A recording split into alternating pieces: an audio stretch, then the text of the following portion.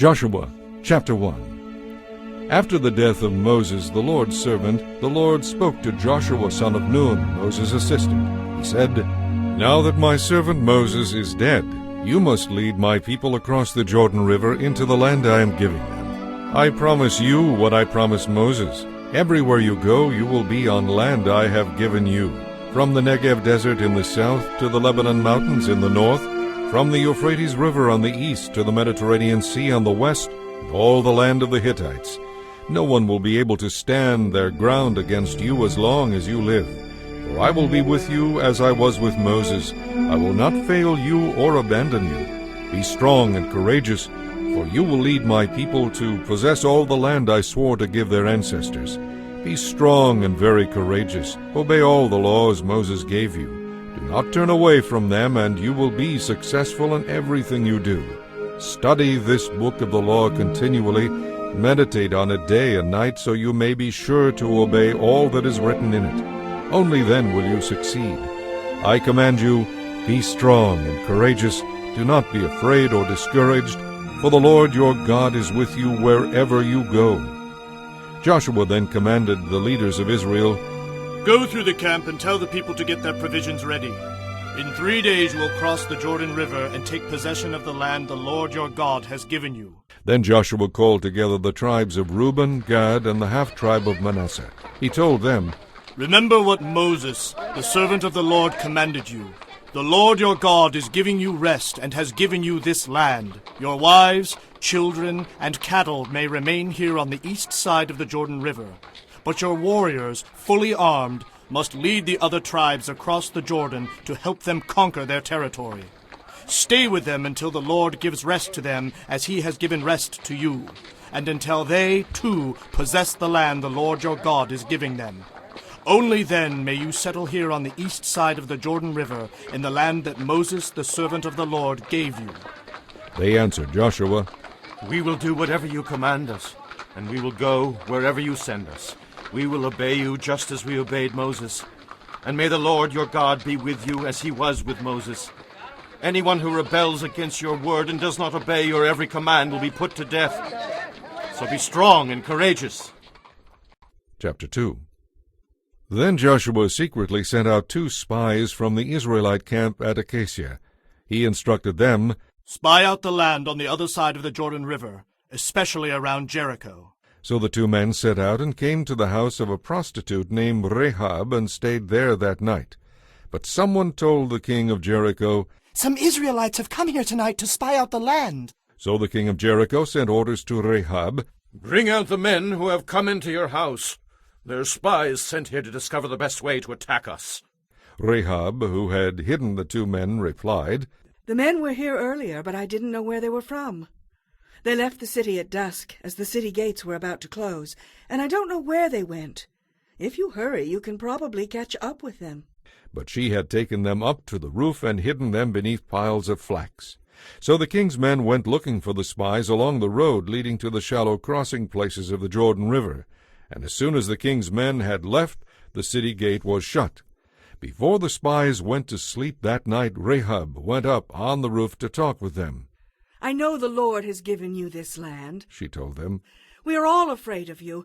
Everyone is living in terror. For we heard how the Lord made a dry path for you through the Red Sea when you left Egypt. And we know what you did to Sihon and Og, the 2 Amorite kings east of the Jordan River, whose people you completely destroyed. No wonder our hearts have melted in fear. No one has the courage to fight after hearing such things. For the Lord your God is the supreme God of the heavens above and the earth below. Now, swear to me by the Lord that you will be kind to me and my family, since I have helped you.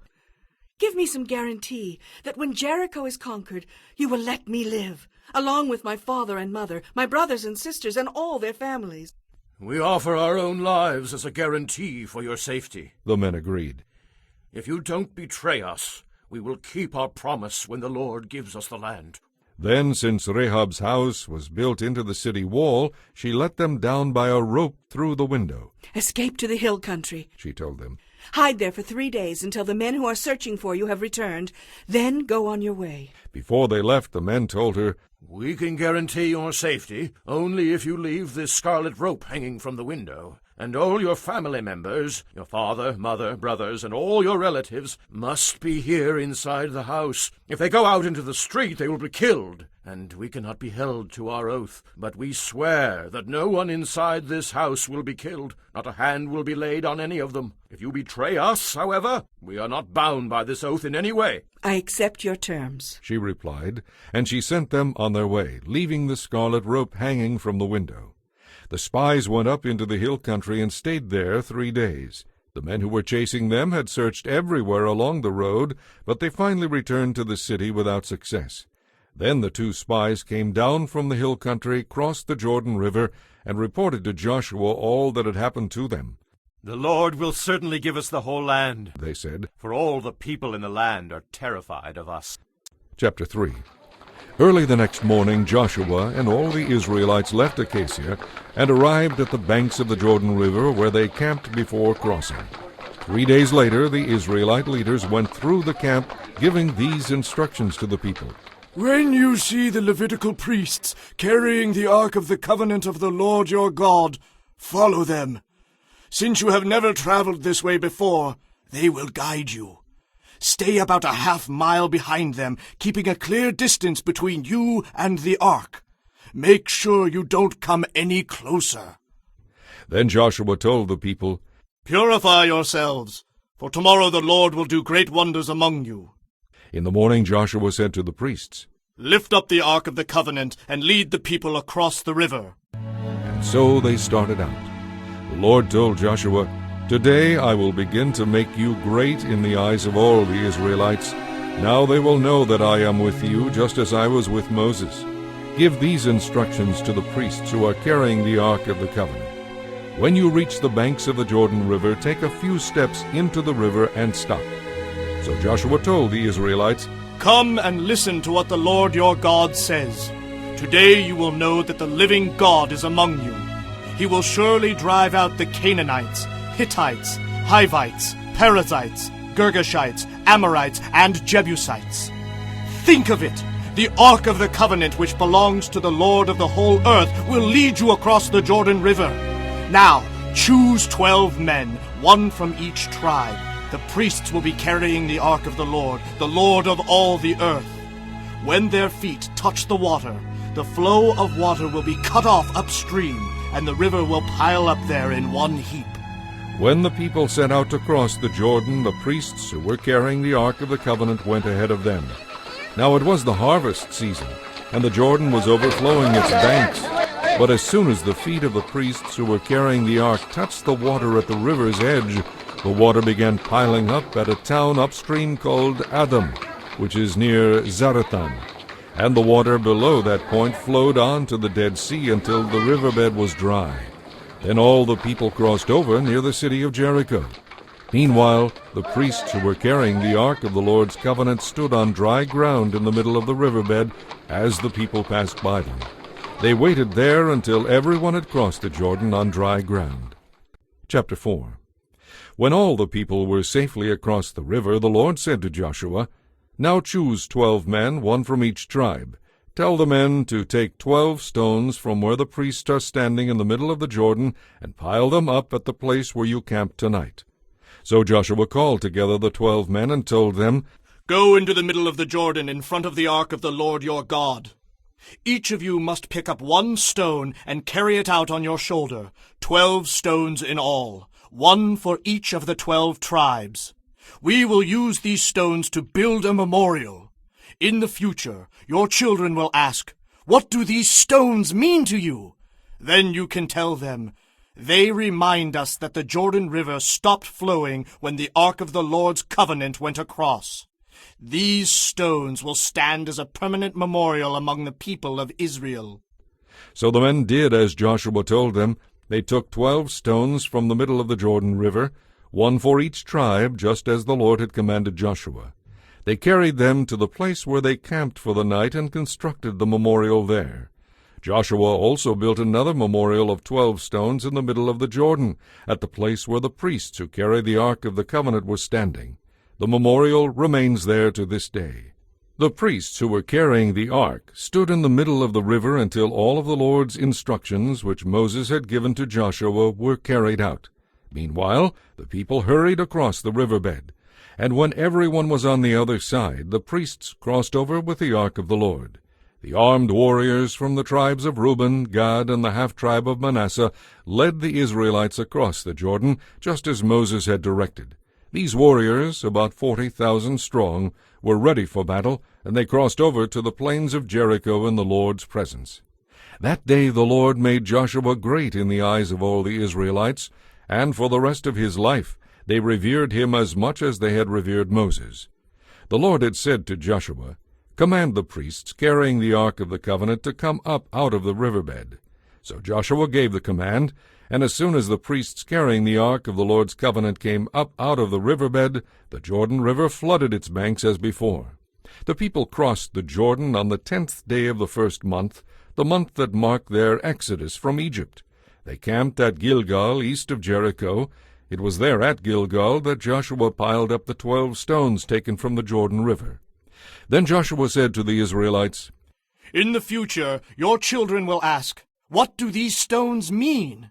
Then you can tell them, 'This is where the Israelites crossed the Jordan on dry ground. For the Lord your God dried up the river right before your eyes, and he kept it dry until you were all across, just as he did at the Red Sea when he dried it up until we had all crossed over.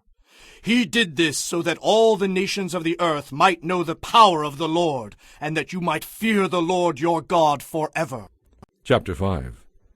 When all the Amorite kings west of the Jordan and all the Canaanite kings who lived along the Mediterranean coast heard how the Lord had dried up the Jordan River so the people of Israel could cross, they lost heart and were paralyzed with fear.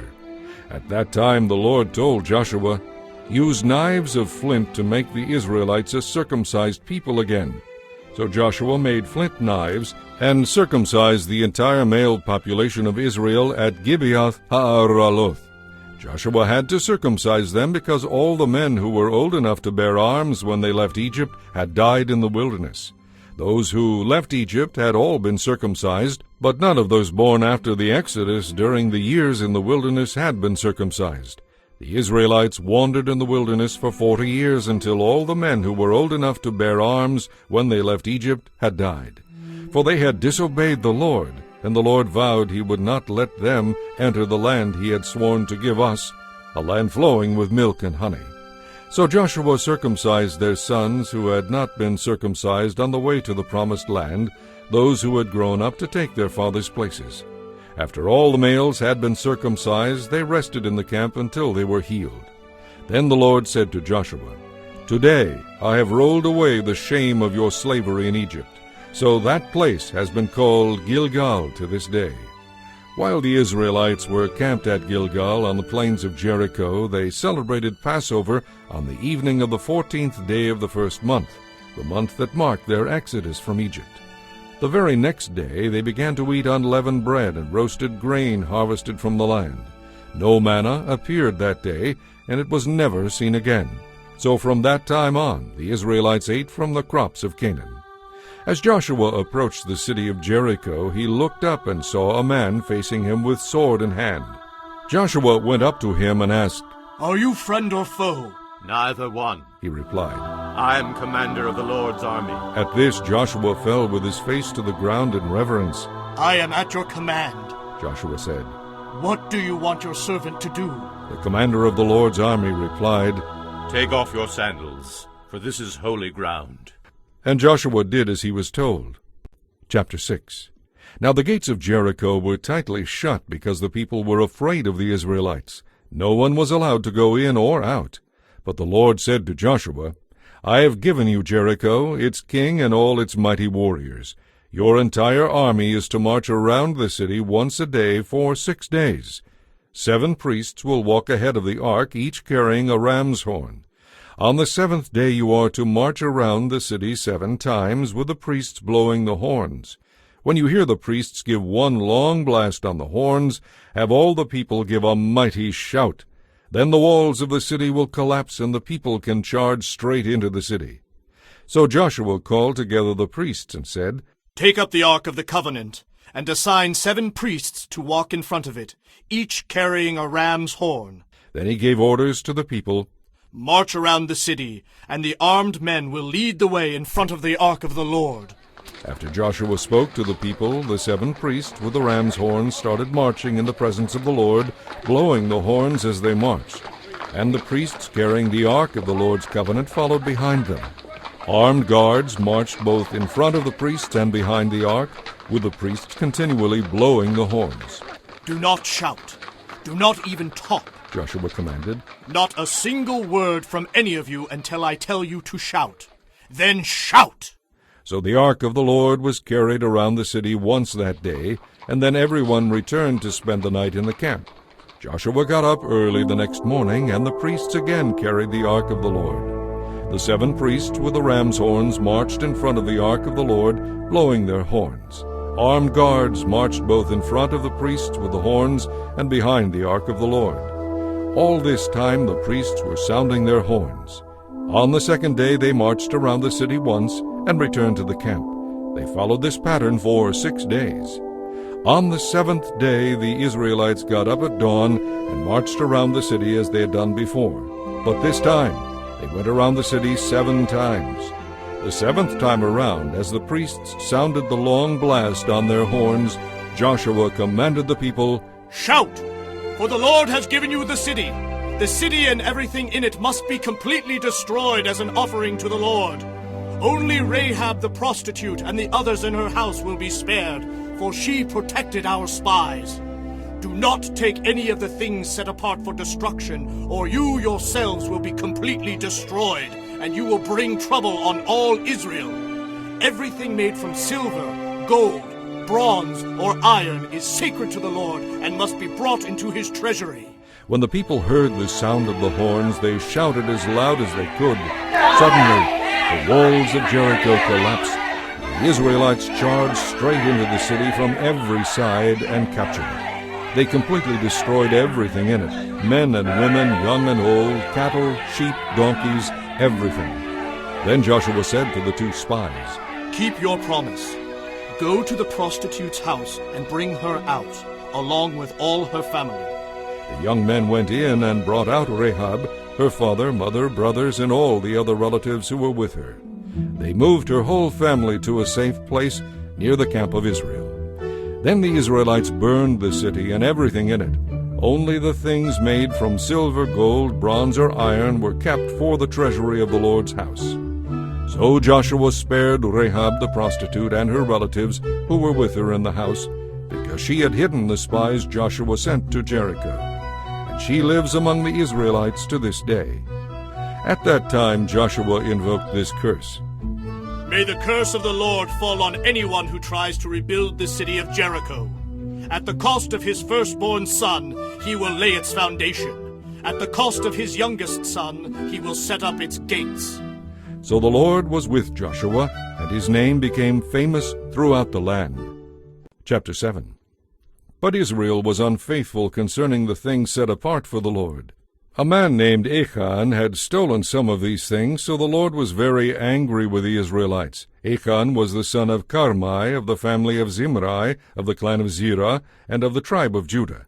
Joshua sent some of his men from Jericho to spy out the city of Ai, east of Bethel, near Beth-aven. When they returned, they told Joshua, It's a small town, and it won't take more than 2,000 or 3,000 of us to destroy it. There's no need for all of us to go there. So approximately 3,000 warriors were sent, but they were soundly defeated. The men of Ai chased the Israelites from the city gate as far as the quarries, and they killed about 36 who were retreating down the slope. The Israelites were paralyzed with fear at this turn of events, and their courage melted away. Joshua and the leaders of Israel tore their clothing in dismay, threw dust on their heads, and bowed down facing the ark of the Lord until evening. Then Joshua cried out, Sovereign Lord, why did you bring us across the Jordan River if you are going to let the Amorites kill us? If only we had been content to stay on the other side. Lord, what am I to say now that Israel has fled from its enemies? For when the Canaanites and all the other people living in the land hear about it, they will surround us and wipe us off the face of the earth. And then what will happen to the honor of your great name? But the Lord said to Joshua, Get up. Why are you lying on your face like this? Israel has sinned and broken my covenant. They have stolen the things that I commanded to be set apart for me. And they have not only stolen them, they have also lied about it and hidden the things among their belongings. That is why the Israelites are running from their enemies in defeat. For now Israel has been set apart for destruction. I will not remain with you any longer, unless you destroy the things among you that were set apart for destruction. Get up, command the people to purify themselves in preparation for tomorrow. For this is what the Lord, the God of Israel, says.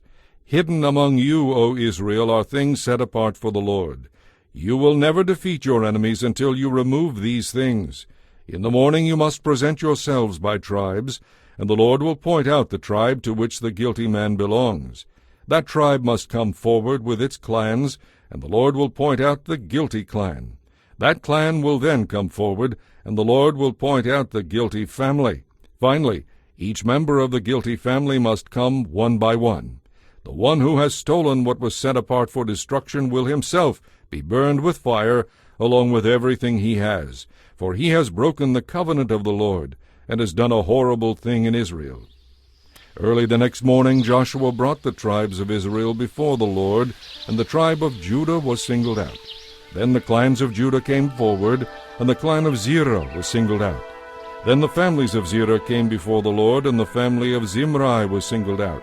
Every member of Zimri's family was brought forward, person by person, and Achan was singled out. Then Joshua said to Achan, My son, give glory to the Lord, the God of Israel, by telling the truth. Make your confession and tell me what you have done. Don't hide it from me. Achan replied, I have sinned against the Lord, the God of Israel. For I saw a beautiful robe imported from Babylon, 200 silver coins, and a bar of gold weighing more than a pound. I wanted them so much that I took them. They are hidden in the ground beneath my tent, with the silver buried deeper than the rest. So Joshua sent some men to make a search. They ran to the tent and found the stolen goods hidden there, just as Achan had said, with the silver buried beneath the rest. They took the things from the tent and brought them to Joshua and all the Israelites. Then they laid them on the ground in the presence of the Lord. Then Joshua and all the Israelites took Achan, the silver, the robe, the bar of gold, his sons, daughters, cattle, donkeys, sheep, tent, and everything he had, and they brought them to the valley of Achor. Then Joshua said to Achan, Why have you brought trouble on us? The Lord will now bring trouble on you. And all the Israelites stoned Achan and his family and burned their bodies. They piled a great heap of stones over Achan, which remains to this day. That is why the place has been called the Valley of Trouble ever since. So the Lord was no longer angry. Chapter 8. Then the Lord said to Joshua, Do not be afraid or discouraged. Take the entire army and attack Ai, for I have given to you the king of Ai, his people, his city, and his land. You will destroy them as you destroyed Jericho and its king. But this time you may keep the captured goods and the cattle for yourselves. Set an ambush behind the city. So Joshua and the army of Israel set out to attack Ai. Joshua chose 30,000 fighting men and sent them out at night with these orders. Hide in ambush close behind the city and be ready for action. When our main army attacks, the men of Ai will come out to fight as they did before, and we will run away from them. We will let them chase us until they have all left the city, for they will say, The Israelites are running away from us as they did before. Then you will jump up from your ambush and take possession of the city, for the Lord your God will give it to you. Set the city on fire as the Lord has commanded. You have your orders. So they left that night and lay in ambush between Bethel and the west side of Ai. But Joshua remained among the people in the camp that night. Early the next morning Joshua roused his men and started toward Ai, accompanied by the leaders of Israel. They camped on the north side of Ai, with a valley between them and the city. That night Joshua sent 5,000 men to lie in ambush between Bethel and Ai on the west side of the city. So they stationed the main army north of the city, and the ambush west of the city. Joshua himself spent that night in the valley. When the king of Ai saw the Israelites across the valley, he and all his army hurriedly went out early the next morning and attacked the Israelites at a place overlooking the Jordan Valley. But he didn't realize there was an ambush behind the city. Joshua and the Israelite army fled toward the wilderness as though they were badly beaten. All the men in the city were called out to chase after them. In this way they were lured away from the city. There was not a man left in Ai or Bethel who did not chase after the Israelites, and the city was left wide open. Then the Lord said to Joshua, "Point your spear toward Ai, for I will give you the city." Joshua did as he was commanded. As soon as Joshua gave the signal, the men in ambush jumped up and poured into the city. They quickly captured it and set it on fire. When the men of Ai looked behind them, smoke from the city was filling the sky, and they had nowhere to go. For the Israelites who had fled in the direction of the wilderness now turned on their pursuers. When Joshua and the other Israelites saw that the ambush had succeeded and that smoke was rising from the city, they turned and attacked the men of Ai. Then the Israelites who were inside the city came out and started killing the enemy from the rear. So the men of Ai were caught in a trap. All of them died. Not a single person survived or escaped. Only the king of Ai was taken alive and brought to Joshua. When the Israelite army finished killing all the men outside the city, they went back and finished off everyone inside. So the entire population of Ai was wiped out that day, 12,000 in all. For Joshua kept holding out his spear until everyone who had lived in Ai was completely destroyed. Only the cattle and the treasures of the city were not destroyed, for the Israelites kept these for themselves, as the Lord had commanded Joshua. So Ai became a permanent mound of ruins, desolate to this very day. Joshua hung the king of Ai on a tree and left him there until evening. At sunset the Israelites took down the body and threw it in front of the city gate. They piled a great heap of stones over him that can still be seen today. Then Joshua built an altar to the Lord, the God of Israel, on Mount Ebal. He followed the instructions that Moses, the Lord's servant, had written in the book of the law. "Make me an altar from stones that are uncut and have not been shaped with iron tools." Then on the altar they presented burnt offerings and peace offerings to the Lord. And as the Israelites watched, Joshua copied the law of Moses onto the stones of the altar.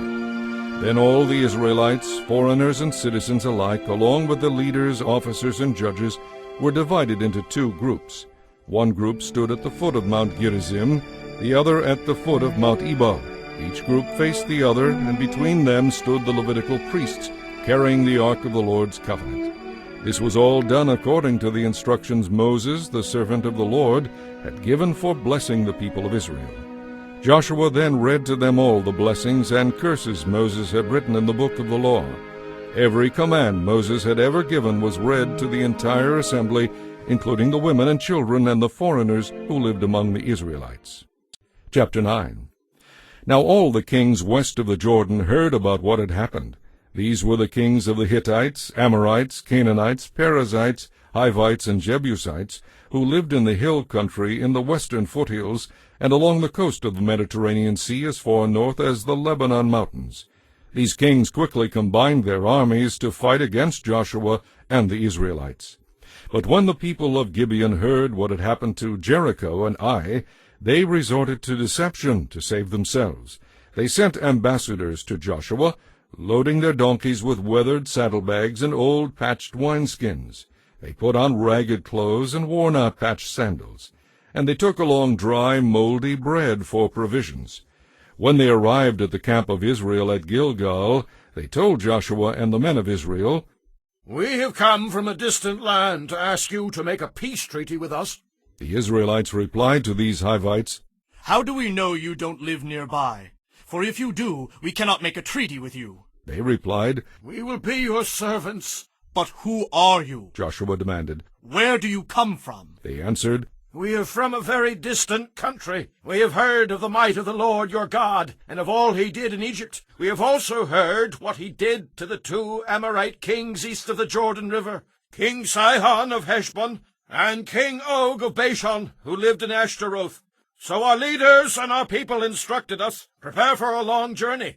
Go meet with the people of Israel and declare our people to be their servants and ask for peace.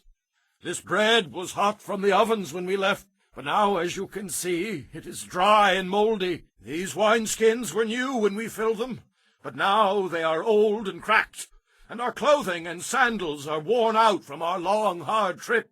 So the Israelite leaders examined their bread, but they did not consult the Lord. Then Joshua went ahead and signed a peace treaty with them, and the leaders of Israel ratified their agreement with a binding oath. 3 days later the facts came out. These people of Gibeon lived nearby. The Israelites set out at once to investigate and reached their towns in 3 days. The names of these towns were Gibeon, Kephirah, Beeroth, and Kiriath-Jearim. But the Israelites did not attack the towns, for their leaders had made a vow to the Lord, the God of Israel. But the Israelites did not attack the towns, for their leaders had made a vow to the Lord, the God of Israel. The people of Israel grumbled against their leaders because of the treaty, but the leaders replied, We have sworn an oath in the presence of the Lord, the God of Israel. We cannot touch them.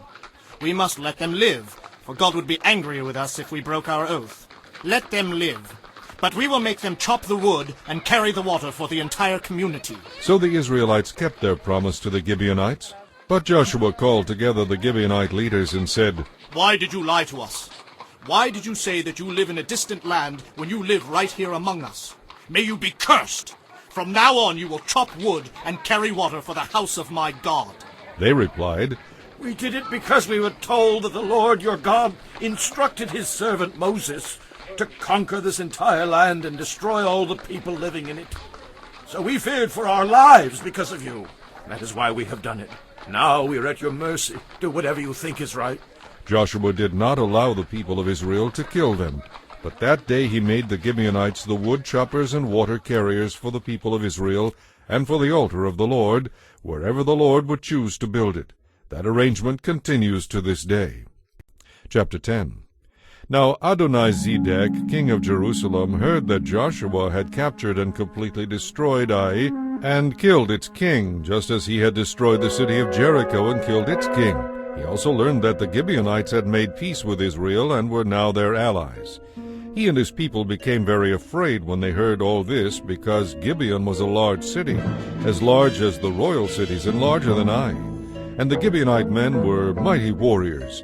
So King Adonizedek of Jerusalem sent messengers to several other kings, Hoham of Hebron, Piram of Jarmuth, Japhia of Lachish, and Debir of Eglon. Come and help me destroy Gibeon, He urged them. for they have made peace with Joshua and the people of Israel. So these 5 Amorite kings combined their armies for a united attack. They moved all their troops into place and attacked Gibeon. The men of Gibeon quickly sent messengers to Joshua at Gilgal. Don't abandon your servants now. They pleaded, Come quickly and save us. For all the Amorite kings who live in the hill country have come out against us with their armies. So Joshua and the entire Israelite army left Gilgal and set out to rescue Gibeon. Do not be afraid of them, the Lord said to Joshua, for I will give you victory over them. Not a single one of them will be able to stand up to you. Joshua traveled all night from Gilgal and took the Amorite armies by surprise. The Lord threw them into a panic, and the Israelites slaughtered them in great numbers at Gibeon. Then the Israelites chased the enemy along the road to Beth-horon and attacked them at Azekah and Makkedah, killing them along the way. As the Amorites retreated down the road from Beth-horon, the Lord destroyed them with a terrible hailstorm that continued until they reached Azekah. The hail killed more of the enemy than the Israelites killed with the sword. On the day the Lord gave the Israelites victory over the Amorites, Joshua prayed to the Lord in front of all the people of Israel. He said, Let the sun stand still over Gibeon, and the moon over the valley of Aijalon. So the sun and moon stood still until the Israelites had defeated their enemies. Is this event not recorded in the book of Jashar? The sun stopped in the middle of the sky, and it did not set as on a normal day. The Lord fought for Israel that day. Never before or since has there been a day like that one, when the Lord answered such a request from a human being. Then Joshua and the Israelite army returned to their camp at Gilgal. During the battle, the 5 kings escaped and hid in a cave at Makkedah. When Joshua heard that they had been found, he issued this command: Cover the opening of the cave with large rocks, and place guards at the entrance to keep the kings inside. The rest of you continue chasing the enemy and cut them down from the rear. Don't let them get back to their cities, for the Lord your God has given you victory over them. So Joshua and the Israelite army continued the slaughter and wiped out the 5 armies, except for a tiny remnant that managed to reach their fortified cities. Then the Israelites returned safely to their camp at Makkedah. After that, no one dared to speak a word against Israel. Then Joshua said, Remove the rocks covering the opening of the cave, and bring the 5 kings to me. So they brought the 5 kings out of the cave, the kings of Jerusalem, Hebron, Jarmuth, Lachish, and Eglon. Joshua told the captains of his army, Come and put your feet on the kings' necks.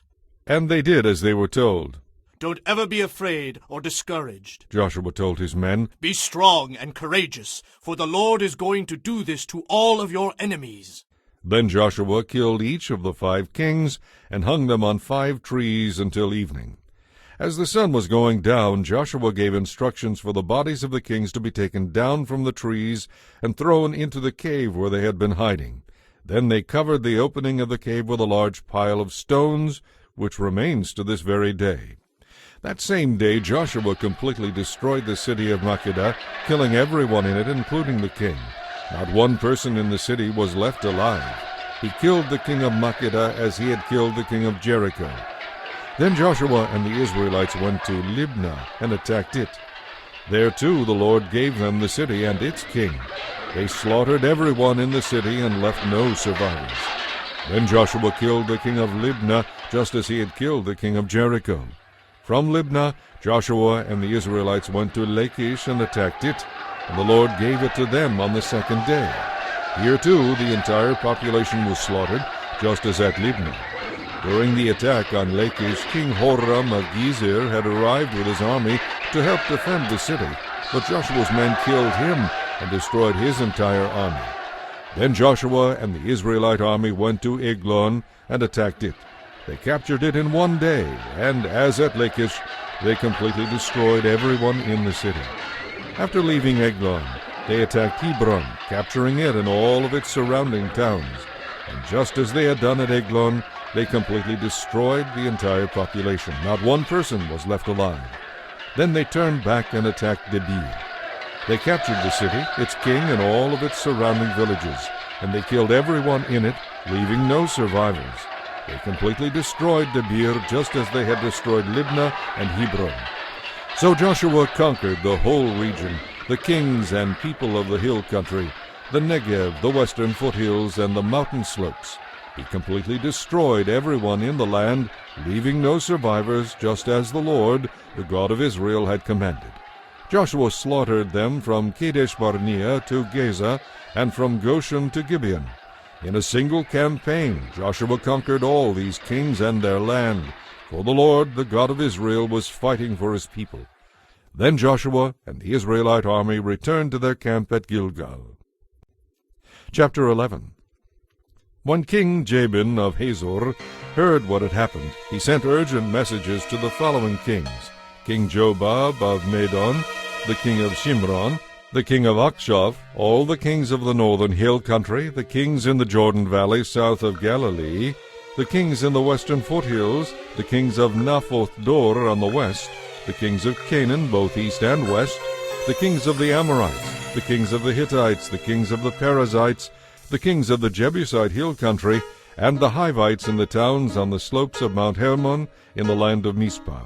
All these kings responded by mobilizing their warriors and uniting to fight against Israel. Their combined armies, along with a vast array of horses and chariots, covered the landscape like the sand on the seashore. They established their camp around the water near Merom to fight against Israel. Then the Lord said to Joshua, "Do not be afraid of them. By this time tomorrow they will all be dead, cripple their horses, and burn their chariots." So Joshua and his warriors traveled to the water near Merom and attacked suddenly, and the Lord gave them victory over their enemies. The Israelites chased them as far as Great Sidon and Misrephoth-Maim, and eastward into the valley of Mizpah, until not one enemy warrior was left alive. Then Joshua crippled the horses and burned all the chariots, as the Lord had instructed. Joshua then turned back and captured Hazor, and killed its king. Hazor had at one time been the capital of the federation of all these kingdoms. The Israelites completely destroyed every living thing in the city. Not a single person was spared, and then Joshua burned the city. Joshua slaughtered all the other kings and their people, completely destroying them just as Moses, the servant of the Lord, had commanded. However, Joshua did not burn any of the cities built on mounds, except Hazor. And the Israelites took all the captured goods and cattle of the ravaged cities for themselves, but they killed all the people. As the Lord had commanded his servant Moses, so Moses commanded Joshua. And Joshua did as he was told, carefully obeying all the Lord's instructions to Moses. So Joshua conquered the entire region, the hill country, the Negev, the land of Goshen, the western foothills, the Jordan Valley, and the mountains and lowlands of Israel. The Israelite territory now extended all the way from Mount Halak, which leads up to Seir, to Baal-Gad, at the foot of Mount Hermon in the valley of Lebanon. Joshua killed all the kings of those territories, waging war for a long time to accomplish this. No one in this region made peace with the Israelites except the Hivites of Gibeon. All the others were defeated, for the Lord hardened their hearts and caused them to fight the Israelites instead of asking for peace. So they were completely and mercilessly destroyed, as the Lord had commanded Moses. During this period Joshua destroyed all the descendants of Anak, who lived in the hill country of Hebron, Debir, Anab, and the entire hill country of Judah and Israel. He killed them all and completely destroyed their towns. Not one was left in all the land of Israel, though some still remained in Gaza, Gath, and Ashdod. So Joshua took control of the entire land, just as the Lord had instructed Moses. He gave it to the people of Israel as their special possession, dividing the land among the tribes, so the land finally had rest from war. Chapter 12. These are the kings east of the Jordan River who had been killed, and whose land was taken. Their territory extended from the Arnon Gorge to Mount Hermon, and included all the land east of the Jordan Valley. King Sihon of the Amorites, who lived in Heshbon, was defeated. His kingdom included Aroer on the edge of the Arnon Gorge, and extended from the middle of the Arnon Gorge to the Jabbok River, which serves as a boundary for the Ammonites. This territory included half of the present area of Gilead, which lies north of the Jabbok River. Sihon also controlled the Jordan Valley, as far north as the western shores of the Sea of Galilee, and as far south as the Dead Sea, from Beth Jeshemoth to the slopes of Pisgah. King Og of Bashan, the last of the Rephaites, lived at Ashtaroth and Edrei. He ruled a territory stretching from Mount Hermon to Salekah in the north, and to all of Bashan in the east, and westward to the boundaries of the kingdoms of Geshur and Maacah. His kingdom included the northern half of Gilead, the other portion of which was in the territory of King Sihon of Heshbon. Moses, the servant of the Lord, and the Israelites had destroyed the people of King Sihon and King Og. And Moses gave their land to the tribes of Reuben, Gad, and the half-tribe of Manasseh. The following is a list of the kings Joshua and the Israelite armies defeated on the west side of the Jordan, from Baal-Gad in the valley of Lebanon to Mount Halak, which leads up to Seir. Joshua allotted this land to the tribes of Israel as their inheritance, including the hill country, the western foothills, the Jordan Valley, the mountain slopes, the Judean wilderness, and the Negev. The people who lived in this region were the Hittites, the Amorites, the Canaanites, the Perizzites, the Hivites, and the Jebusites. These are the kings Israel defeated: the king of Jericho, the king of Ai near Bethel, the king of Jerusalem, the king of Hebron, the king of Jarmuth, the king of Lachish, the king of Eglon, the king of Gezer, the king of Debir, the king of Geder, the king of Hormah, the king of Arad, the king of Libnah, the king of Adulam, the king of Makkedah, the king of Bethel, the king of Tappuah, the king of Hepher, the king of Aphek, the king of Lasharon, the king of Madon, the king of Hazor, the king of Shimron-Meron, the king of Akshaph, the king of Taanach, the king of Megiddo, the king of Kedesh, the king of Jokneam in Carmel, the king of Dor in the city of Naphoth-Dor, the king of Goyim in Gilgal, the king of Tirzah. In all 31 kings and their cities were destroyed. Chapter 13. When Joshua was an old man, the Lord said to him, "You are growing old, and much land remains to be conquered. The people still need to occupy the land of the Philistines and the Geshurites, territory that belongs to the Canaanites. This land extends from the stream of Shihor, which is on the boundary of Egypt, northward to the boundary of Ekron, and includes the 5 Philistine cities of Gaza, Ashdod, Ashkelon, Gath, and Ekron. The land of the Avites in the south also remains to be conquered. In the north, this area has not yet been conquered.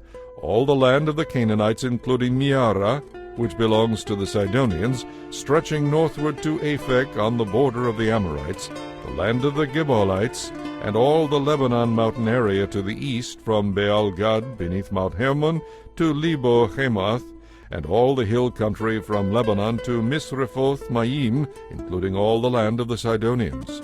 I will drive these people out of the land for the Israelites, so be sure to give this land to Israel as a special possession, just as I have commanded you.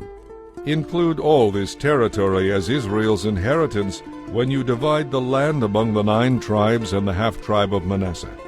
Half the tribe of Manasseh and the tribes of Reuben and Gad had already received their inheritance on the east side of the Jordan, for Moses, the servant of the Lord, had previously assigned this land to them. Their territory extended from Aroer on the edge of the Arnon Gorge, including the town in the middle of the gorge, to the plain beyond Medeba, as far as Dibon.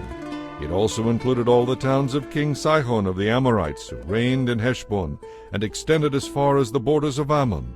It included Gilead, the territory of the kingdoms of Geshur and Meachah, all of Mount Hermon, all of Bashan as far as Salekah, and all the territory of King Og of Bashan, who had reigned in Ashtaroth and Edrei. King Og was the last of the Rephaites, for Moses had attacked them and driven them out. But the Israelites failed to drive out the people of Jeshur and Meachah, so they continue to live among the Israelites to this day. Moses did not assign any land to the tribe of Levi. Instead, as the Lord had promised them, their inheritance came from the offerings burned on the altar to the Lord, the God of Israel. Moses had assigned the following area to the families of the tribe of Reuben. Their territory extended from Aroer on the edge of the Arnon Gorge, including the town in the middle of the gorge, to the plain beyond Medeba. It included Heshbon and the other towns on the plain, Dibon, Bamoth Baal, Beth Baal Meon, Jehaz, Kedemoth, Mephath, Kiriathaim, Sibmah, Zereth Shahar on the hill above the valley, Beth Peor, the slopes of Pisgah, and Beth Jeshimoth. The land of Reuben also included all the towns of the plain and the entire kingdom of Sihon. Sihon was the Amorite king who had reigned in Heshbon and was killed by Moses, along with the chiefs of Midian, Evi, Rekem, Zur, Hur, and Reba, princes living in the region who were allied with Sihon. The Israelites also killed Balaam the magician, the son of Beor. The Jordan River marked the western boundary for the tribe of Reuben. The towns and villages in this area were given as an inheritance to the families of the tribe of Reuben. Moses had assigned the following area to the families of the tribe of Gad. Their territory included Jazer, all the towns of Gilead, and half of the land of Ammon as far as the town of Aroer just west of Reba. It extended from Heshbon to Ramoth Mizpeh and Betonim, and from Mahanaim to Lo-debar. In the valley were Beth Haram, Beth Nimrah, Sokoth, Zaphon, and the rest of the kingdom of King Sihon of Heshbon. The Jordan River was the western border, extending as far north as the Sea of Galilee. The towns and villages in this area were given as an inheritance to the families of the tribe of Gad. Moses had assigned the following area to the families of the half-tribe of Manasseh. Their territory extended from Mahanaim, including all of Bashan, all the former kingdom of King Og, and the 60 towns of Jair in Bashan. It also included half of Gilead and King Og's royal cities of Ashtaroth and Edrei. All this was given to the descendants of Machir, who was Manasseh's son. These are the allotments Moses had made while he was on the plains of Moab across the Jordan River east of Jericho. But Moses gave no land to the tribe of Levi, for the Lord, the God of Israel, had promised to be their inheritance. Chapter 14. The remaining tribes of Israel inherited land in Canaan as allotted by Eleazar the priest, Joshua son of Nun, and the tribal leaders. These 9.5 tribes received their inheritance by means of sacred lots, in accordance with the Lord's command through Moses. Moses had already given an inheritance of land to the 2.5 tribes on the east side of the Jordan River. The tribe of Joseph had become 2 separate tribes, Manasseh and Ephraim. And the Levites were given no land at all, only towns to live in, and the surrounding pasture lands for their flocks and herds. So the distribution of the land was in strict accordance with the Lord's instructions to Moses. A delegation from the tribe of Judah, led by Caleb son of Jephunneh the Kenizzite, came to Joshua at Gilgal. Caleb said to Joshua, "Remember what the Lord said to Moses, the man of God, about you and me when we were at Kadesh Barnea. I was 40 years old when Moses, the servant of the Lord, sent me from Kadesh Barnea to explore the land of Canaan. I returned and gave from my heart a good report. But my brothers who went with me frightened the people and discouraged them from entering the promised land. For my part, I followed the Lord my God completely. So that day Moses promised me, the land of Canaan on which you are just walking will be your special possession and that of your descendants forever, because you wholeheartedly followed the Lord my God. Now, as you can see, the Lord has kept me alive and well as he promised for all these 45 years since Moses made this promise, even while Israel wandered in the wilderness. Today I am 85 years old. I am as strong now as I was when Moses sent me on that journey, and I can still travel and fight as well as I could then. So I'm asking you to give me the hill country that the Lord promised me. You'll remember that as scouts we found the Anakites living there in great walled cities. But if the Lord is with me, I will drive them out of the land just as the Lord said." So Joshua blessed Caleb son of Jephunneh and gave Hebron to him as an inheritance. Hebron still belongs to the descendants of Caleb son of Jephunneh the Kenizzite, because he wholeheartedly followed the Lord, the God of Israel. Previously Hebron had been called Kiriath Arba. It had been named after Arba, a great hero of the Anakites. And the land had rest from war. Chapter 15. The land assigned to the families of the tribe of Judah reached southward to the border of Edom, with the wilderness of Zin being its southernmost point. The southern boundary began at the south bay of the Dead Sea, ran south of Scorpion Pass into the wilderness of Zin, and went south of Kadesh Barnea to Hezron. Then it went up to Adar, where it turned toward Karka. From there it passed to Asmon until it finally reached the brook of Egypt, which it followed to the Mediterranean Sea. This was their southern boundary. The eastern boundary extended along the Dead Sea to the mouth of the Jordan River. The northern boundary began at the bay where the Jordan River empties into the Dead Sea, crossed to Beth Hoglah, then proceeded north to Beth Araba, to the stone of Bochan. Bochan was Reuben's son. From that point it went through the valley of Achor to Debir, turning north toward Gilgal, which is across from the slopes of Adumim on the south side of the valley. From there the border extended to the springs at En-Shemesh, and on to En-Rogel. The boundary then passed through the valley of the son of Hinnom, along the southern slopes of the Jebusites, where the city of Jerusalem is located. Then it went west to the top of the mountain above the valley of Hinnom, and on up to the northern end of the valley of Rephaim. From there the border extended from the top of the mountain to the spring at the waters at Nephtoah, and from there to the towns on Mount Ephron. Then it turned toward Bealah, that is Kiriath Jearim.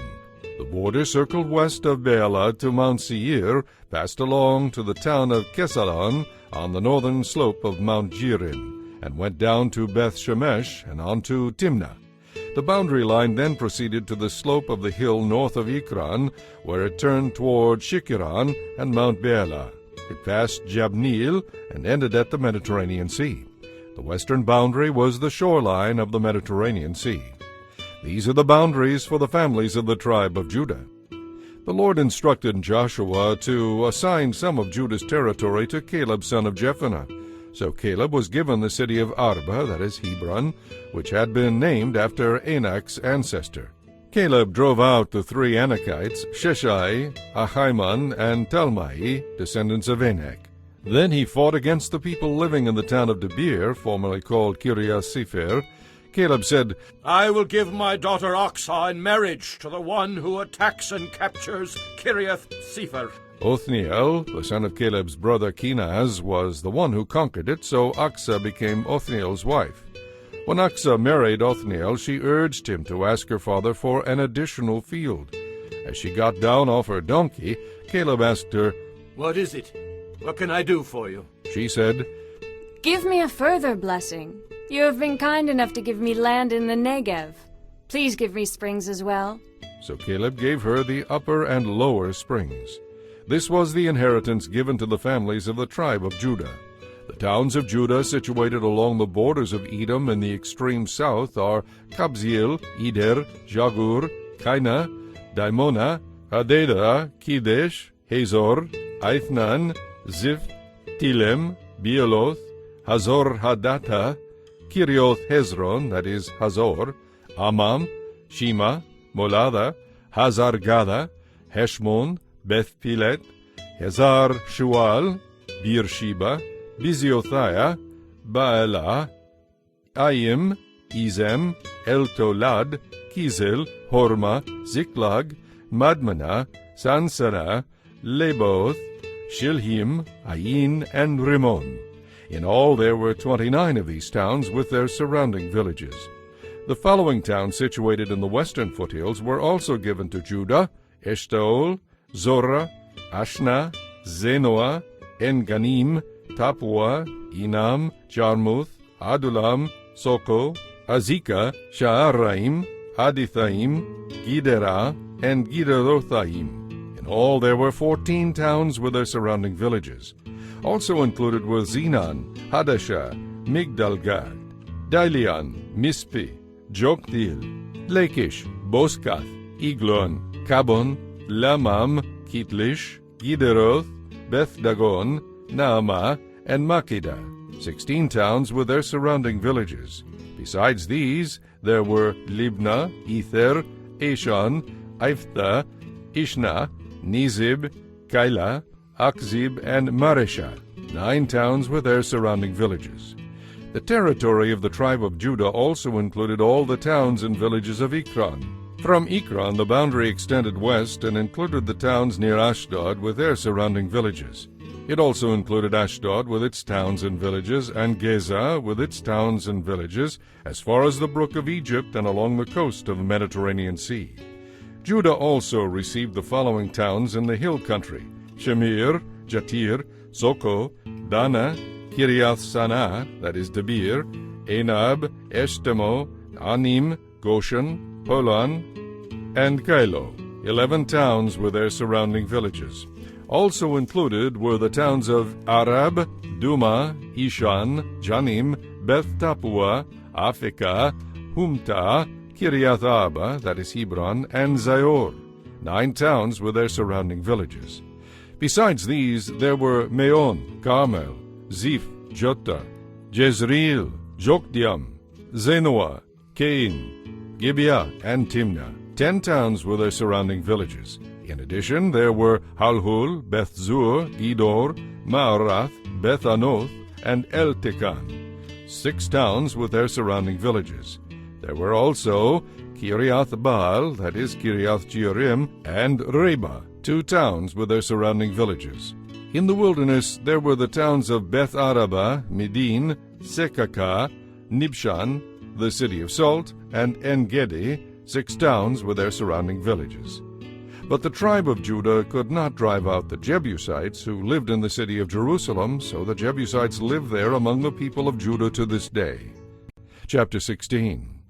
The allotment to the descendants of Joseph extended from the Jordan River near Jericho, east of the waters of Jericho, through the wilderness and into the hill country of Bethel. From Bethel, that is Luz, it ran over to Ataroth in the territory of the Archites. Then it descended westward to the territory of the Japhletites, as far as lower Beth-horon, then to Gezer, and on over to the Mediterranean Sea. The families of Joseph's sons, Manasseh and Ephraim, received their inheritance. The following territory was given to the families of the tribe of Ephraim as their inheritance. The eastern boundary of their inheritance began at Ataroth-edar. From there it ran to Upper Beth-horon, then on to the Mediterranean Sea.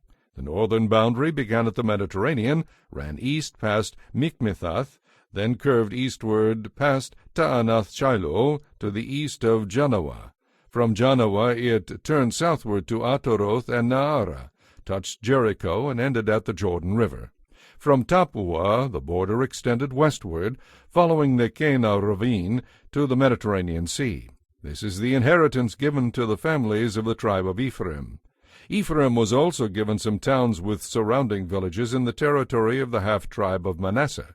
They did not drive the Canaanites out of Gezer, however, so the people of Gezer live as slaves among the people of Ephraim to this day. Chapter 17. The next allotment of land was given to the half-tribe of Manasseh, the descendants of Joseph's older son. Gilead and Bashan on the east side of the Jordan had already been given to the family of Machir because he was a great warrior. Machir was Manasseh's oldest son and was the father of Gilead. Land on the west side of the Jordan was allotted to the remaining families within the tribe of Manasseh: Abiezer, Helek, Asriel, Shechem, Hepher, and Shemida. However, Zelophehad, son of Hephner, who was a descendant of Manasseh, Machir, and Gilead, had no sons. Instead he had 5 daughters.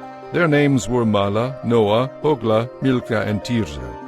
These women came to Eleazar the priest, Joshua son of Nun, and the Israelite leaders, and said, "The Lord commanded Moses to give us an inheritance along with the men of our tribe." So Joseph gave them an inheritance along with their uncles, as the Lord had commanded. As a result, Manasseh's inheritance came to 10 parcels of land, in addition to the land of Gilead and Bashan across the Jordan River, because the female descendants of Manasseh received an inheritance along with the male descendants. The land of Gilead was given to the rest of the male descendants of Manasseh. The boundary of the tribe of Manasseh extended from the border of Asher to Mikmethath, which is east of Shechem. Then the boundary went south from Mikmethath to the people living near the spring of Tappuah. The land surrounding Tappuah belonged to Manasseh, but the town of Tappuah, on the border of Manasseh's territory, belonged to the tribe of Ephraim. From the spring of Tappuah, the border of Manasseh followed the northern side of the Kenah ravine to the Mediterranean Sea. Several towns in Manasseh's territory belonged to the tribe of Ephraim. The land south of the ravine belonged to Ephraim, and the land north of the ravine belonged to Manasseh, with the Mediterranean Sea forming Manasseh's western border. North of Manasseh was the territory of Asher, and to the east was the territory of Issachar. The following towns within the territory of Issachar and Asher were given to Manasseh: Bethshan, Ibleam Dor, that is, Naphoth Dor, Endor, Taanach, and Megiddo, with their respective villages. But the descendants of Manasseh were unable to occupy these towns. They could not drive out the Canaanites who continued to live there. Later on, however, when the Israelites became strong enough, they forced the Canaanites to work as slaves, but they did not drive them out of the land. The descendants of Joseph came to Joshua and asked, "Why have you given us only one portion of land when the Lord has given us so many people?" Joshua replied, If the hill country of Ephraim is not large enough for you, clear out land for yourselves in the forest where the Perizzites and Rephaites live. They said, "The hill country is not enough for us, and the Canaanites in the lowlands around Bethshan and the valley of Jezreel have iron chariots. They're too strong for us." Then Joshua said to the tribes of Ephraim and Manasseh, the descendants of Joseph, Since you are so large and strong, you will be given more than one portion. The forests of the hill country will be yours as well. Clear as much of the land as you wish, and live there. And I am sure you can drive out the Canaanites from the valleys too, even though they are strong and have iron chariots. Chapter 18. Now that the land was under Israelite control, the entire Israelite assembly gathered at Shiloh and set up the tabernacle. But there remained 7 tribes who had not yet been allotted their inheritance. Then Joshua asked them, How long are you going to wait before taking possession of the remaining land the Lord, the God of your ancestors, has given to you? Select 3 men from each tribe, and I will send them out to survey the unconquered territory. They will return to me with a written report of their proposed divisions of the inheritance. The scouts will map the land into 7 sections, excluding Judah's territory in the south and Joseph's territory in the north. Then I will cast sacred lots in the presence of the Lord our God to decide which section will be assigned to each tribe. However, the Levites will not receive any land. Their role as priests of the Lord is their inheritance. And the tribes of Gad, Reuben, and the half-tribe of Manasseh won't receive any more land, for they have already received their inheritance, which Moses, the servant of the Lord, gave them on the east side of the Jordan River. As the men who were mapping out the land started on their way, Joshua commanded them, Go and survey the land. Then return to me with your written report, and I will assign the land to the tribes by casting sacred lots in the presence of the Lord here at Shiloh. The men did as they were told, and mapped the entire territory into 7 sections, listing the towns in each section. Then they returned to Joshua in the camp at Shiloh. There at Shiloh Joshua cast sacred lots in the presence of the Lord to determine which tribe should have each section. The first allotment of land went to the families of the tribe of Benjamin. It lay between the territory previously assigned to the tribes of Judah and Joseph. The northern boundary began at the Jordan River, went north of the slope of Jericho, then west through the hill country and the wilderness of Beth-aven. From there the boundary went south to Luz, that is, Bethel, and proceeded down to Ataroth-edar, to the top of the hill south of lower Beth-horon. The boundary then ran south along the western edge of the hill facing Beth-horon, ending at the village of Kiriath-baal, that is, Kiriath-jearim, one of the towns belonging to the tribe of Judah. This was the western boundary. The southern boundary began at the outskirts of Kiriath-jearim. From there it ran westward to the spring at the waters of Nephtoah, and down to the base of the mountain beside the valley of the son of Hinnom, at the northern end of the valley of Rephaim. From there it went down the valley of Hinnom, crossing south of the slope where the Jebusites lived, and continued down to En-rogel. From En-rogel the boundary proceeded northeast to En-shemesh and on to Gilaloth, which is across from the slopes of Adumim. Then it went down to the stone of Bochan. Bochan was Reuben's son. From there it passed along the north side of the slope overlooking the Jordan Valley. The border then went down into the valley, ran past the north slope of Beth-hoglah, and ended at the north bay of the Dead Sea, which is the southern end of the Jordan River. The eastern boundary was the Jordan River. This was the inheritance for the families of the tribe of Benjamin. These were the towns given to the families of the tribe of Benjamin: Jericho, Beth-hoglah, Emek-keziz, Beth-arabah, Zemaraim, Bethel, Avim, Para, Ophrah, Kephar-ammoni, Ophnai, and Geba, 12 towns with their villages. Also Gibeon, Ramah, Beeroth, Mizpeh, Kephirah, Moza, Rekem, Irpeel, Tarala, Zillah, Halef, Jebus, that is, Jerusalem, Gibeah, and Kiriath-jearim, 14 towns with their villages. This was the inheritance given to the families of the tribe of Benjamin. Chapter 19. The second allotment of land went to the families of the tribe of Simeon. Their inheritance was surrounded by Judah's territory.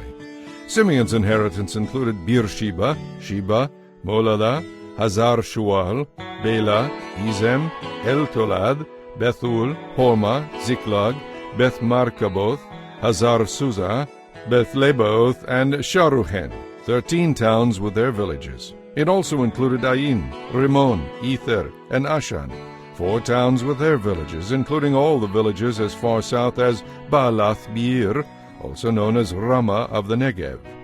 This was the inheritance of the families of the tribe of Simeon. Their inheritance came from part of what had been given to Judah because Judah's territory was too large for them. So the tribe of Simeon received an inheritance within the territory of Judah. The third allotment of land went to the families of the tribe of Zebulun. The boundary of Zebulun's inheritance started at Sered. From there it went west, going past Maralah, touching Dabesheth, and proceeding to the brook east of Jokneam. In the other direction, the boundary line went east from Sered to the border of Kisloth-Tabor, and from there to Deberath and up to Japhia. Then it continued east to Gath-Hepher, Eth-Kazin, and Rimmon, and turned toward Ner. The northern boundary of Zebulun passed Hanathon and ended at the valley of Iphta-El. The towns in these areas included Ketah, Nahalal, Shimron, Idalah, and Bethlehem, 12 towns with their surrounding villages. This was the inheritance of the families of the tribe of Zebulun. The fourth allotment of land went to the families of the tribe of Issachar. Its boundaries included the following towns: Jezreel, Kesuloth, Shunem, Hapharaim, Shion, Hanaharath, Rabith, Kesheon, Ibez, Remeth, En-Ganim, En-Hadah, and Beth-Pazez. The boundary also touched Tabor, Shahazumah, and Beth-Shemesh, ending at the Jordan River, 16 towns with their surrounding villages. This was the inheritance of the families of the tribe of Issachar. The fifth allotment of land went to the families of the tribe of Asher. Its boundaries included these towns: Helkath, Halai, Beten, Akshaph, Alamelech, Emad, and Mishal. The boundary on the west went from Carmel to Shihor-Libnath, turned east toward Beth-Dagon, and ran as far as Zebulun in the valley of Iphta-El, running north to Beth-Emek and Neiel. It then continued north to Kabul, Abdon, Rehob, Hamon, Kenah, and as far as Greater Sidon. Then the boundary turned toward Ramah and the fortified city of Tyre, and came to the Mediterranean Sea at Hosa. The territory also included Mehebel, Aksib, Umah, Aphek, and Rehob, 22 towns with their surrounding villages. This was the inheritance of the families of the tribe of Asher. The sixth allotment of land went to the families of the tribe of Naphtali. Its boundary ran from Heleph, from the oak at Zeananim, and extended across to Adamai Nekeb, Jabneel, and as far as Elekum, ending at the Jordan River. The western boundary ran past Aznoth Tabor, then to Hukkok, and touched the boundary of Zebulun in the south, the boundary of Asher on the west, and the Jordan River on the east. The fortified cities included in this territory were Zidim, Zir, Hamath, Rekath, Kinnereth, Adamah, Ramah, Hazor, Kedesh, Idrei, En-Hazor, Yaron, Migdal-El, Horem, Beth-Anath, and Beth-Shemesh. 19 cities were their surrounding villages. This was the inheritance of the families of the tribe of Naphtali. The seventh and last allotment of land went to the families of the tribe of Dan. The towns within Dan's inheritance included Zorah, Eshtaol, Ir-Shemesh, Sha'al-Labin, Aijalon, Ithla, Elon, Tibna, Ikron, Eltekeh, Gibbethon, Bealath, Jehud, Bene-Berak, Gath-Rimmon, and Me-Jarkon, also Rakon, along with the territory across from Joppa. But the tribe of Dan had trouble taking possession of their land, so they fought against the town of Laish. They captured it, slaughtered its people, and settled there. They renamed the city Dan after their ancestor. This was the inheritance of the families of the tribe of Dan, these towns with their villages. After all the land was divided among the tribes, the Israelites gave a special piece of land to Joshua as his inheritance, for the Lord had said he could have any town he wanted. He chose Timnath-Serah in the hill country of Ephraim. He rebuilt the town and lived there. These are the territories that Eleazar the priest, Joshua son of Nun, and the tribal leaders gave as an inheritance to the tribes of Israel by casting sacred lots in the presence of the Lord at the entrance of the tabernacle at Shiloh. So the division of the land was completed. Chapter 20. The Lord said to Joshua, "Now tell the Israelites to designate the cities of refuge, as I instructed Moses. Anyone who kills another person unintentionally can run to one of these cities and be protected from the relatives of the one who was killed, for the relatives may seek to avenge the killing. Upon reaching one of these cities, the one who caused the accidental death will appear before the leaders at the city gate and explain what happened. They must allow the accuser to enter the city and live there among them. If the relatives of the victim come to avenge the killing, the leaders must not release the accused to them, for the death was accidental. But the person who caused the death must stay in that city and be tried by the community and found innocent. Then the one declared innocent because the death was accidental must continue to live in that city until the death of the high priest, who was in office at the time of the accident. After that, the one found innocent is free to return home. The following cities were designated as cities of refuge: Kedesh of Galilee, in the hill country of Naphtali, Shechem, in the hill country of Ephraim, and Kiriath Arba, that is Hebron, in the hill country of Judah. On the east side of the Jordan River, across from Jericho, the following cities were designated as cities of refuge: Bezer, in the wilderness plain of the tribe of Reuben, Ramoth in Gilead, in the territory of the tribe of Gad, and Golan in Bashan, in the land of the tribe of Manasseh. These cities were set apart for Israelites as well as the foreigners living among them. Anyone who accidentally killed another person could take refuge in one of these cities. In this way they could escape being killed in revenge prior to standing trial before the community. Chapter 21. Then the leaders of the tribe of Levi came to consult with Eleazar the priest, Joshua son of Nun, and the leaders of the other tribes of Israel. They spoke to them at Shiloh in the land of Canaan, saying, "The Lord instructed Moses to give us towns to live in and pasture lands for our cattle." So by the command of the Lord the Levites were given, as their inheritance, the following towns with their pasture lands. The descendants of Aaron, who were members of the Kohathite clan within the tribe of Levi, were given 13 towns that were originally assigned to the tribes of Judah, Simeon, and Benjamin. The other families of the Kohathite clan were allotted 10 towns from the territories of Ephraim, Dan, and the half-tribe of Manasseh. The clan of Gershon received 13 towns from the tribes of Issachar, Asher, Naphtali, and the half-tribe of Manasseh in Bashan.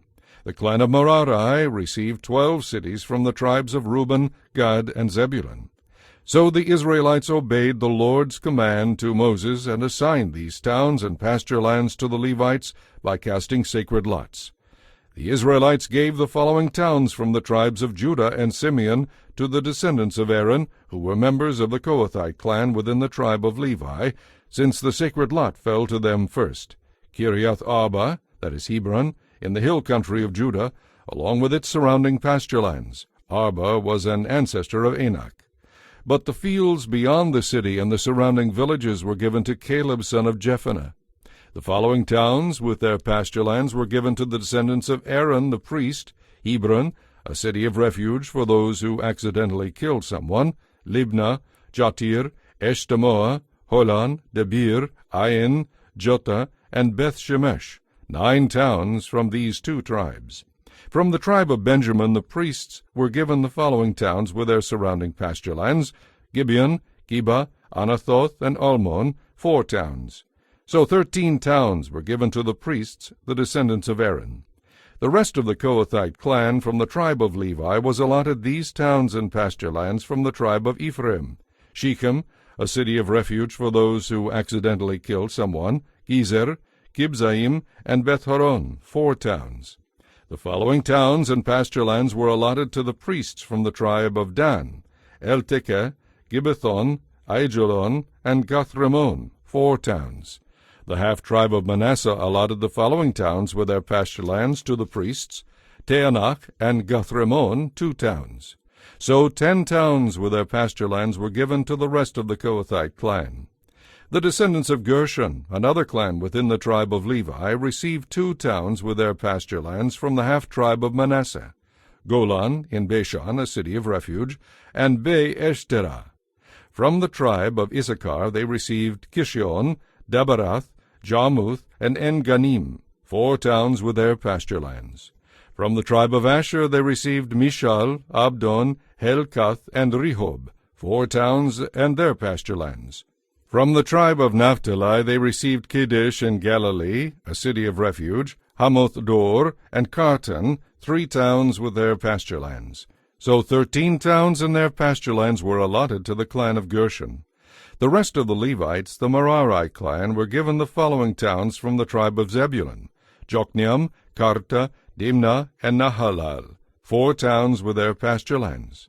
From the tribe of Reuben they received Bezer, Jehaz, Kedemoth, and Mephaath, 4 towns with their pasture lands. From the tribe of Gad they received Ramoth in Gilead, a city of refuge, Mahanaim, Heshbon, and Jazer, 4 towns with their pasture lands. So 12 towns were allotted to the clan of Merari. The total number of towns and pasture lands within Israelite territory given to the Levites came to 48. Every one of these towns had pasture land surrounding it.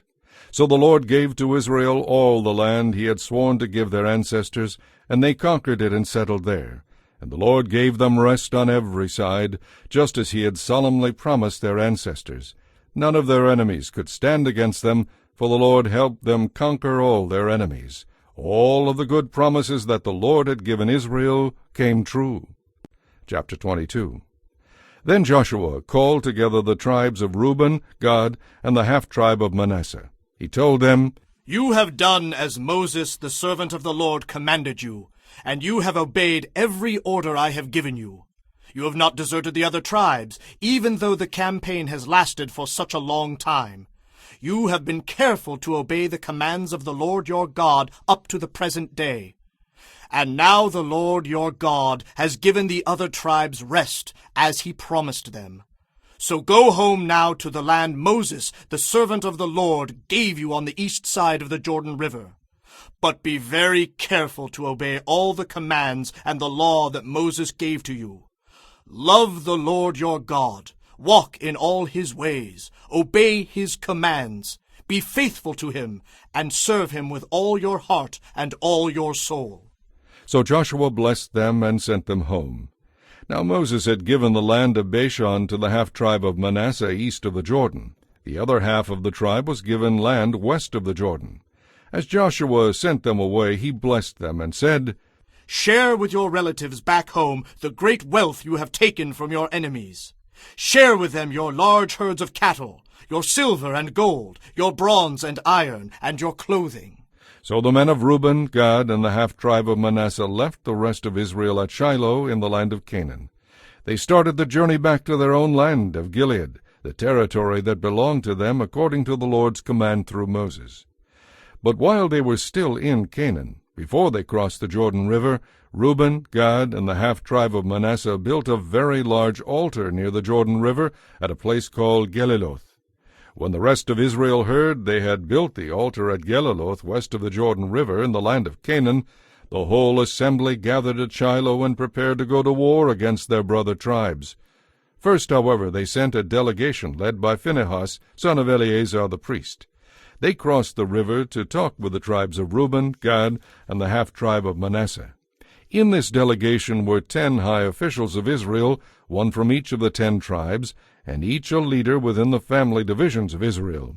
When they arrived in the land of Gilead, they said to the tribes of Reuben, Gad, and the half-tribe of Manasseh, The whole community of the Lord demands to know why you are betraying the God of Israel. How could you turn away from the Lord and build an altar in rebellion against him? Was our sin at Peor not enough? We are not yet fully cleansed of it, even after the plague that struck the entire assembly of the Lord. And yet today you are turning away from following the Lord. If you rebel against the Lord today, he will be angry with all of us tomorrow. If you need the altar because your land is defiled, then join us on our side of the river, where the Lord lives among us in his tabernacle, and we will share our land with you. But do not rebel against the Lord or draw us into your rebellion by building another altar for yourselves. There is only one true altar of the Lord our God. Didn't God punish all the people of Israel when Achan, a member of the clan of Zerah, sinned by stealing the things set apart for the Lord? He was not the only one who died because of that sin. Then the people of Reuben, Gad, and the half-tribe of Manasseh answered these high officials, The Lord alone is God. The Lord alone is God. We have not built the altar in rebellion against the Lord. If we have done so, do not spare our lives this day. But the Lord knows, and let all Israel know too, that we have not built an altar for ourselves to turn away from the Lord. Nor will we use it for our burnt offerings or grain offerings or peace offerings. If we have built it for this purpose, may the Lord himself punish us. We have built this altar because we fear that in the future your descendants will say to ours, 'What right do you have to worship the Lord, the God of Israel?' The Lord has placed the Jordan River as a barrier between our people and your people. You have no claim to the Lord, and your descendants may make our descendants stop worshiping the Lord. So we decided to build the altar not for burnt sacrifices, but as a memorial. It will remind our descendants and your descendants that we, too, have the right to worship the Lord at his sanctuary with our burnt offerings, sacrifices, and peace offerings. Then your descendants will not be able to say to ours, 'You have no claim to the Lord.' If they say this, our descendants can reply, 'Look at this copy of the Lord's altar that our ancestors made. It is not for burnt offerings or sacrifices. It is a reminder of the relationship both of us have with the Lord. Far be it from us to rebel against the Lord or turn away from him by building our own altar for burnt offerings, grain offerings, or sacrifices. Only the altar of the Lord our God that stands in front of the tabernacle may be used for that purpose." When Phinehas the priest and the high officials heard this from the tribes of Reuben, Gad, and the half-tribe of Manasseh, they were satisfied. Phinehas, son of Eleazar the priest, replied to them, "Today we know the Lord is among us, because you have not sinned against the Lord as we thought. Instead, you have rescued Israel from being destroyed by the Lord." Then Phinehas, son of Eleazar the priest, and the 10 high officials left the tribes of Reuben and Gad in Gilead, and returned to the land of Canaan to tell the Israelites what had happened. And all the Israelites were satisfied and praised God, and spoke no more of war against Reuben and Gad. The people of Reuben and Gad named the altar Witness, for they said, "It is a witness between us and them that the Lord is our God too." Chapter 23. The years passed, and the Lord had given the people of Israel rest from all their enemies. Joshua, who was now very old, called together all the elders, leaders, judges, and officers of Israel. He said to them, "I am an old man now. You have seen everything the Lord your God has done for you during my lifetime. The Lord your God has fought for you against your enemies. I have allotted to you as an inheritance all the land of the nations yet unconquered, as well as the land of those we have already conquered, from the Jordan River to the Mediterranean Sea in the west. This land will be yours, for the Lord your God will drive out all the people living there now. You will live there instead of them, just as the Lord your God promised you. So be strong. Be very careful to follow all the instructions written in the book of the law of Moses. Do not deviate from them in any way. Make sure you do not associate with the other peoples still remaining in the land. Do not even mention the names of their gods, much less swear by them or worship them. But be faithful to the Lord your God as you have done until now. For the Lord has driven out great and powerful nations for you, and no one has yet been able to defeat you. Each one of you will put to flight 1,000 of the enemy. For the Lord your God fights for you, just as he has promised. So be very careful to love the Lord your God. But if you turn away from him and intermarry with the survivors of these nations remaining among you, then know for certain that the Lord your God will no longer drive them out from your land. Instead, they will be a snare and a trap to you, a pain in your side and a thorn in your eyes, and you will be wiped out from this good land the Lord your God has given you. Soon I will die, going the way of all the earth. Deep in your hearts, you know that every promise of the Lord your God has come true. Not a single one has failed. But as surely as the Lord your God has given you the good things he promised, he will also bring disaster on you if you disobey him. He will completely wipe you out from this good land he has given you. If you break the covenant of the Lord your God by worshiping and serving other gods, his anger will burn against you, and you will quickly be wiped out from the good land he has given you." Chapter 24. Then Joshua summoned all the people of Israel to Shechem, along with their elders, leaders, judges, and officers. So they came and presented themselves to God. Joshua said to the people, "This is what the Lord, the God of Israel, says. Your ancestors, including Terah, the father of Abraham and Nahor, lived beyond the Euphrates River, and they worshipped other gods. But I took your ancestor Abraham from the land beyond the Euphrates and led him into the land of Canaan. I gave him many descendants through his son Isaac. To Isaac I gave Jacob and Esau. To Esau I gave the hill country of Seir, while Jacob and his children went down into Egypt. Then I sent Moses and Aaron, and I brought terrible plagues on Egypt. And afterward I brought you out as a free people. But when your ancestors arrived at the Red Sea, the Egyptians chased after you with chariots and horses. When you cried out to the Lord, I put darkness between you and the Egyptians. I brought the sea crashing down on the Egyptians, drowning them. With your very own eyes you saw what I did. Then you lived in the wilderness for many years. Finally, I brought you into the land of the Amorites on the east side of the Jordan. They fought against you, but I gave you victory over them, and you took possession of their land. Then Balak, son of Zippor, king of Moab, started a war against Israel. He asked Balaam, son of Beor, to curse you, but I would not listen to him. Instead, I made Balaam bless you, and so I rescued you from Balak. When you crossed the Jordan River and came to Jericho, the men of Jericho fought against you. There were also many others who fought you, including the Amorites, the Perizzites, the Canaanites, the Hittites, the Girgashites, the Hivites, and the Jebusites. But I gave you victory over them, and I sent hornets ahead of you to drive out the 2 kings of the Amorites. It was not your swords or bows that brought you victory.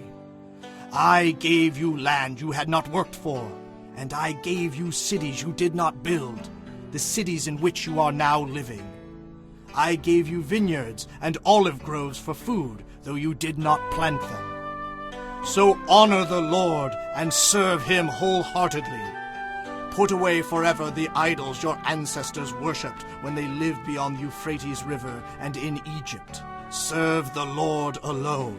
But if you are unwilling to serve the Lord, then choose today whom you will serve. Would you prefer the gods your ancestors served beyond the Euphrates? Or will it be the gods of the Amorites in whose land you now live? But as for me and my family, we will serve the Lord. The people replied, We would never forsake the Lord and worship other gods. For the Lord our God is the one who rescued us and our ancestors from slavery in the land of Egypt. He performed mighty miracles before our very eyes. As we traveled through the wilderness among our enemies, he preserved us. It was the Lord who drove out the Amorites and the other nations living here in the land. So we too will serve the Lord, for he alone is our God. Then Joshua said to the people, You are not able to serve the Lord, for he is a holy and jealous God. He will not forgive your rebellion and sins. If you forsake the Lord and serve other gods, he will turn against you and destroy you, even though he has been so good to you.